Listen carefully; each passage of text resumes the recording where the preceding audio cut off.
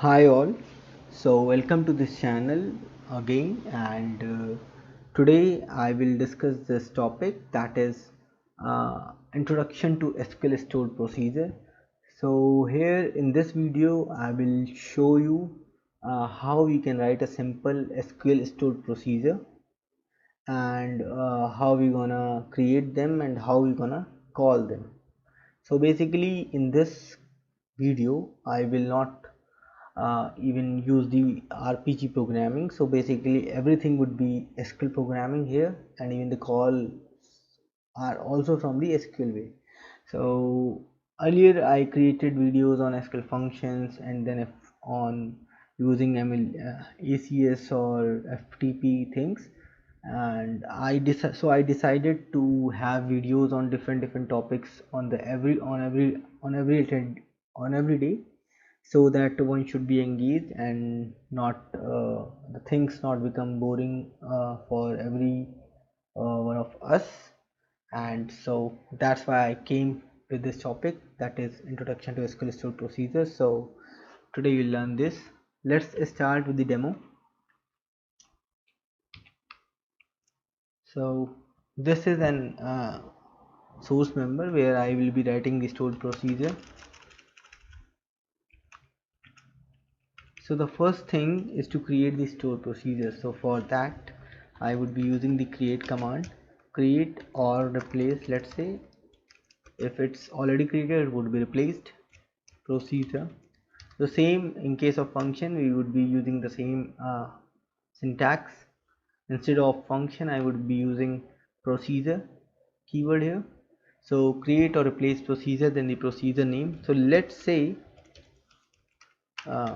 I have a file.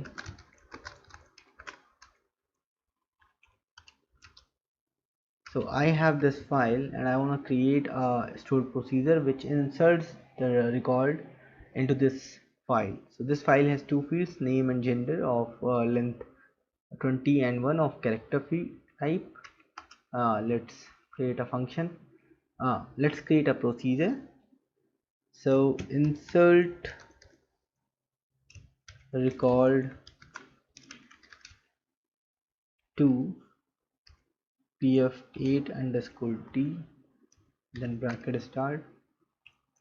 So here the procedure name is this, which you can say it's a long name, and that is more than 10 characters.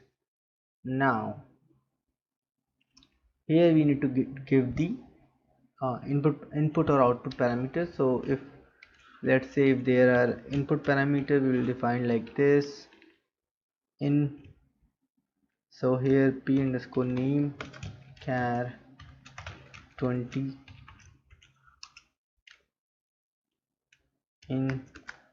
So if in case it was out, so we'll be defining output parameter like this, but it's an input parameter. We need to give two fields which would be inserted into the file, char1 character and the bracket close. So this is the input parameters or output parameter definition declaration here. Now we are taking two input parameters into the stored procedure. So here you can see there is no return type. So basically we do not return anything. Whatever we returning which is from the stored procedure, that is in the form of the parameter itself. So if I have a return, that should be an out parameter here. Now I have to provide the system name to this, so that is specific. So for that purpose I would be using specific, and I can give it a source member name like a stored1. Now once the object gets created, that is of a program type, not the service program type. So in case of SQL functions, so they are always be a service program, but in case of stored procedure, SQL stored procedure, they are of PGM type. Just give it a note that I am talking about SQL stored procedure or SQL functions, not about the external ones. So I'll be creating videos on external functions or external stored procedures later, but this time I'm discussing about the SQL ones, so I'm talking about them only. So this was the function name, specific name, that is the unique name for this procedure. Now we can have multiple properties here, just as we have in the functions, so they are same here, but we'll discuss those properties later, once we create more and more videos on the stored procedure. So let's keep it as it is right now. Now we have to perform the begin and end part for this, that is the body of the stored procedure, as same as like SQL function. Now we need to record, enter the, insert the record, insert into pf8 underscore t, then name comma gender values p underscore name comma p underscore gender, bracket close.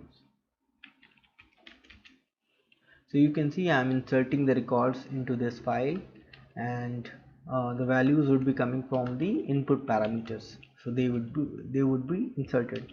So that's all in this. So this is a very simple stored procedure, there's nothing else I'm using here. So let's create this now.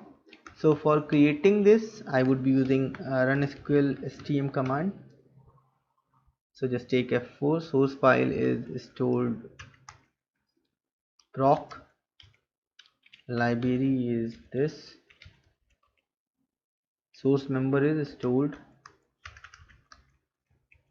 1. So here we can specify commit options as star none.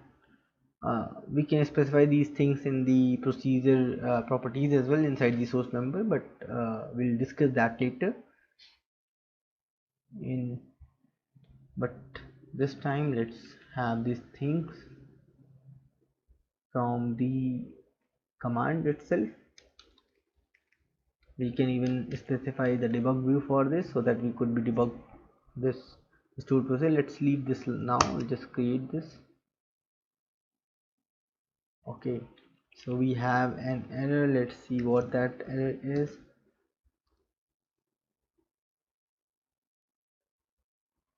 So this is failed. Let's see. Workshop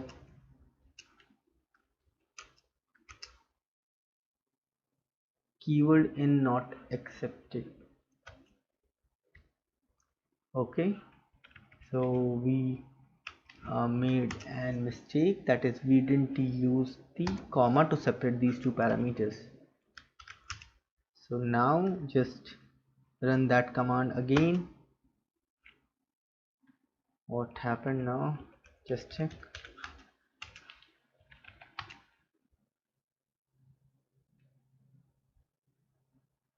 Okay,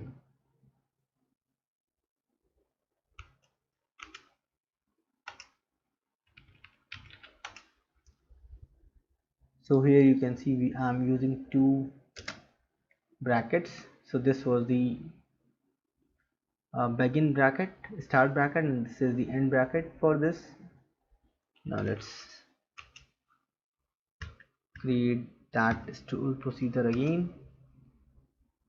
Oh, bad luck. Let's check the job log.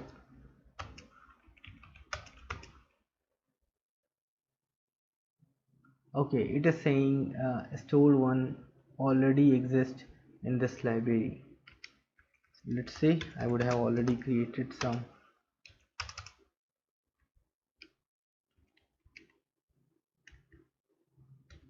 Now let's create this. So you can see this stored procedure got created successfully. Work object, just do stored one. So you can see this is of type PGM and attribute CLE. SQL procedure name is this insert record.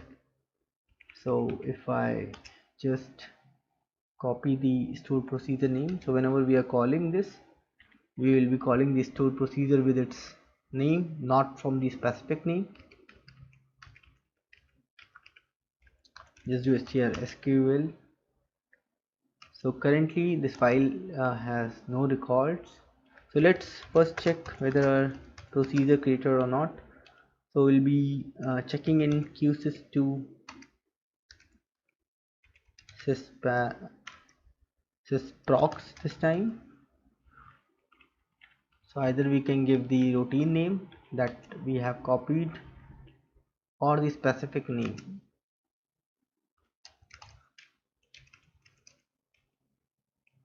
We can also look for this using the specific name stored one as here.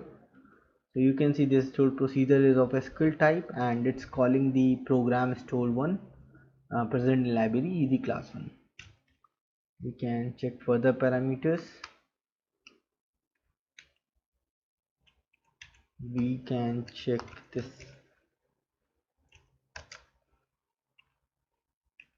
table as well. Just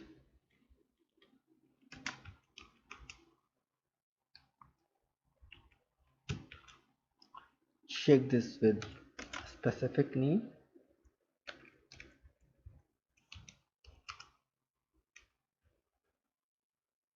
So you can see this has two parameters, both are of type input. Parameter mode, parameter name are these, data type is character, and length is 20 and 1. Is nullable? Yes, and all those things. Now let's call this.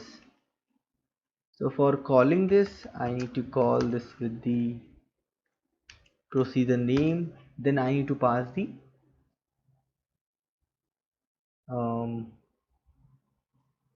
input parameter. Let's say name 1, comma name. Sorry, it's comma. So you can see call statement complete. Let's have a look onto the table data. You can see name 1 and gender is M, male. So it's inserted. Now you must ensure that let me show you. So here in this case either the system naming should be set, or if you are setting this SQL naming, then you have to qualify that with the uh, library name, and you have to give it qualified it with dot, not using slash. So also if you're setting the system naming convention here, so you need to have that library name on the library list. If you don't have that library list on the library name on the library list, you need to use that or qualify that procedure. So let's say in here you need to qualify. So either I can call using this, since system naming convention is set. Let's see the data. Now if I set this as SQL and if I call like this, it won't allow me. So I need to call using this. Let's change the data here, f me. So now let's see the data. So now here you can see I'm even not finding the table in my library because it is searching in the user profile library easy class, not in easy class 1. So let's qualify it with that. So you can see the records name 1, name 2. So these are inserted. So you can see how this SQL function is sorry, not SQL function, stored procedure is working. How we gonna create that, how we gonna write that, how we gonna call that. And for dropping this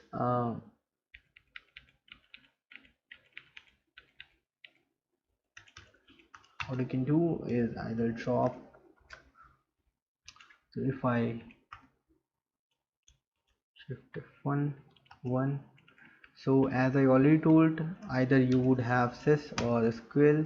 In case of SQL, you don't have to, you have to use only dot, and you have to qualify that with the library name. But in case of sys, you can qualify it with a library name, or you may not if that library is on the library list. And you can use dot or slash both. Drop procedure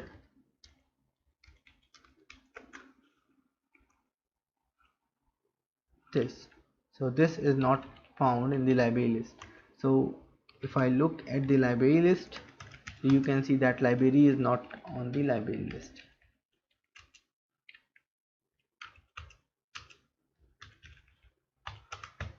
Now if I drop that, so you can see the drop statement complete, so you can drop the procedure. So this is the basic introduction of an SQL store procedure, and how we call them, how we drop them. So that's all in this video. Thank you and have a nice time.